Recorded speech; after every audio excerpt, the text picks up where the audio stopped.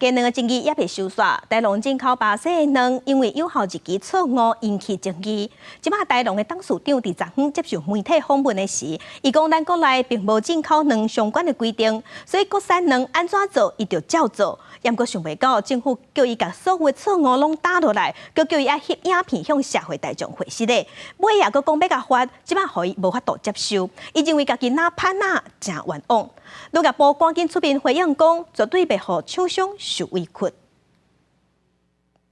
对于这次鸡蛋有效期限被标示错误的事情，被你推的是我们要澄清，有疏失的地方我们也一定要处置，也不会让厂商说谎，更不会让厂商背黑锅，一切依法处理。农业部表示，即届进口鸡卵标示错误，这鸡卵无食安的记录，拢伫有效期限内，消费者会当安心。若未来政府嘛加强辅导业者，甲标示做好正确，来确保消费者的权益。